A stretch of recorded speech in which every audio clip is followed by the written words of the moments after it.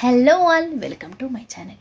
ఈరోజు మీ అందరి కోసం రెగ్యులర్గా చేసుకునే ఎగ్ కర్రీ కంటే కొంచెం డిఫరెంట్గా టేస్టీగా చేసుకునే మంచి ఎగ్ కాంబినేషన్, ఫ్రైడ్ ఎగ్ అలాగే బాయిల్డ్ ఎగ్ కాంబినేషన్తో కర్రీ చూపిస్తున్నాను. ప్రాసెస్ చాలా సింపుల్, టేస్ట్ మాత్రం చాలా బాగుంటుంది. రైస్లోకి చపాతీలోకి చాలా బాగుంటుంది, సింపుల్గా ఉంటుంది. తప్పకుండా ట్రై చేయండి, చాలా బాగుంటుంది. దీనికోసం ఉల్లిపాయలు నేను 3 ఉల్లిపాయలు తీసుకొని కట్ చేసుకొని వాటర్లో వేసి పెట్టుకున్నాను. వాటర్లో వేసుకోవడం వల్ల కొంచెం మంట తగ్గుద్ది కళ్ళకని చెప్పేసి, అలాగే 4 కోడిగుడ్లని ఉడికించి పక్కన పెట్టుకున్నాను. అలాగే 2 ఉడికించినవి పచ్చి ఎగ్స్ తీసుకోండి. ఇప్పుడు ఉల్లిపాయలు సన్నగా కట్ చేసుకోండి.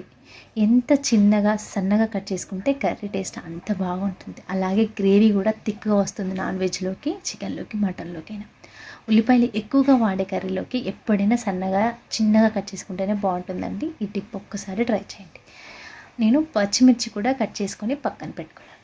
ఇప్పుడు నాన్ స్టిక్ గిన్నెను తీసుకొని తగినంత ఆయిల్ వేసుకోండి. ఒక 2 స్పూన్లు వేసుకున్నాను నేను. ఆయిల్ వేడెక్కిన తర్వాత మనం ముందుగా కట్ చేసుకున్న ఉల్లిపాయలు వేసుకోండి. ఉల్లిపాయలు వేసుకొని దాంతోపాటుగా పచ్చిమిర్చి కూడా వేసుకున్నాను నేను. ఇప్పుడు ఇక్కడ కొంచెం సాల్ట్ వేసుకోండి. సాల్ట్ వేసుకోవడం వల్ల ఉల్లిపాయలో ఉండే వాటర్ని బయటకు వచ్చి ఉల్లిపాయలు అందులో మగ్గుతాయి. ఈ వాటర్లో ఉల్లిపాయలు మగ్గితేనే టేస్ట్ బాగుంటుంది. హై ఫ్లేమ్లో ఫ్రై చేసుకుంటే అవి టేస్ట్ అంత బాగుంటుంది. ఉల్లిపాయలో వచ్చే వాటర్లో ఉల్లిపాయలు ఉడకడం వల్ల టేస్ట్ బాగుంటుంది ఏ కర్రీకైనా. ఇలా ఒకసారి ట్రై చేయండి. ఇలా కలిపి మూత పెట్టి మంట మీడియం టు లో ఫ్లేమ్లో పెట్టుకొని మధ్య మధ్యలో ఓపెన్ చేస్తూ కలుపుతూ ఉడికించుకోవాలి. ఇప్పుడు నేను ఇక్కడ కోడిగుడ్లని తొక్క తీసి ఇలా 4 ముక్కలుగా కట్ చేసుకున్నాను. మీకు నచ్చిన విధంగా కట్ చేసుకోండి. కట్ చేసుకొని ఓన్లీ ఎల్లోని తీసేసి వైట్ ఒకటే తీసుకొని పక్కన పెట్టుకోండి. ఇక్కడ నేను 3 ఎగ్స్ మాత్రమే కర్రీలో వేసుకుంటున్నాను. ఒకటి మాత్రం తినడానికి కొంచెం ఉప్పు, కారం, మసాలా, కొంచెం కొత్తిమీర వేసుకొని తింటాను. డైరెక్ట్గా ఎగ్ తినలేని వాళ్ళు ఇలా ఒకసారి ట్రై చేయండి, బాగుంటుంది.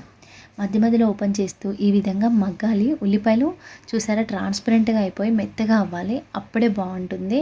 అంతవరకు ఉడికించుకోవాలి. ఇలా ఉడికిన తర్వాత అల్లం వెల్లుల్లి పేస్ట్ వేసుకోండి. అల్లం వెల్లుల్లి పేస్ట్ పచ్చివాసన పోయే వరకు ఫ్రై చేసుకోండి. ఇప్పుడు ఇందులో కొంచెం కొత్తిమీర వేసుకొని ఇలా కలిపి ఫ్రై చేసుకోవాలి. ఇది కొంచెం పచ్చివాసన పోయిన తర్వాత తగినంత పసుపు వేసుకోండి.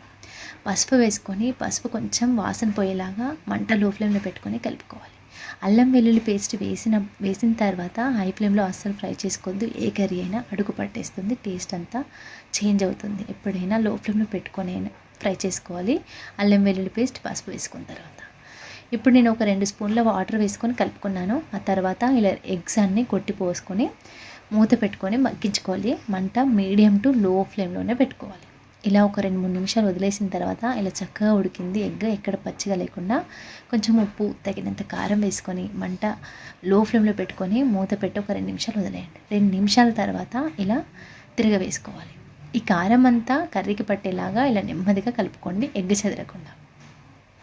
ఇలా కలుపుకున్న తర్వాత మనం ముందుగా కట్ చేసుకున్న కోడిగుడ్డు వేసుకోండి. ఎల్లో కాకుండా ఓన్లీ వైట్ వేసుకోండి. ఎల్లో వేసుకోవడం వల్ల చెదిరిపోయేంత కర్రీ ముద్దగా అయిపోతుంది. సో ఫైనల్గా యాడ్ చేసుకోవాలి అది. ఇలా ఒక వైట్ వేసుకొని కలిపేసి ఒక 2 నిమిషాలు మూత పెట్టి వదిలేయండి. ఒక 2 నిమిషాల తర్వాత చూసారా ఆయిల్ సపరేట్ అవుతుంది. ఇప్పుడు ఇందులో కొంచెం గరం మసాలా వేసుకొని కలుపుకోండి. ఆ క్లిప్ మిస్ అయింది. ఇలా కొంచెం నెమ్మదిగా కలుపుకోవాలండి. మనం తొందరగా కలిపితే ముక్కలన్నీ చెదిరిపోతాయి. ఇలా నెమ్మదిగా అడుగు పెట్టకుండా కలుపుకోండి. కలిపి ఫైనల్గా కొత్తిమీర వేసుకోవాలి. కొత్తిమీర వేసి దింపే ముందు మనం ఎల్లో ఉన్నాయి కదా, అవి మిగిలిన ఎల్లో కూడా వేసుకోవాలి. ఇక్కడే చూసారా ఎంత బాగుందో కర్రీ. సింపుల్గా ఉంటుందండి ప్రాసెస్, టేస్ట్ మాత్రం చాలా బాగుంటుంది. ఇది దింపుకునే ముందు మాత్రమే ఎల్లో వేసుకోవాలని గుర్తుంచుకోండి.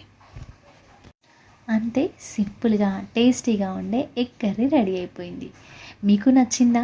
నచ్చితే ఒకసారి నేను చెప్పిన విధంగా ట్రై చేయండి. మీకు ఎలా వచ్చిందో నాకు కామెంట్ సెక్షన్లో చెప్పడం అస్సలు మర్చిపోవద్దు. ఇది రైస్లోకి, చపాతీలోకి, ఎందులోకైనా భలేగా సెట్ అవుతుంది. ఇది సింపుల్గా రెగ్యులర్గా చేసుకునే దానికంటే టేస్ట్ మాత్రం బాగుంటుందండి. మీకు నచ్చితే లైక్ చేసి ఛానల్ని సబ్స్క్రైబ్ చేసుకోండి మరిన్ని వీడియోస్ కోసం. Thank you for watching. Please subscribe to our channel. Thank you.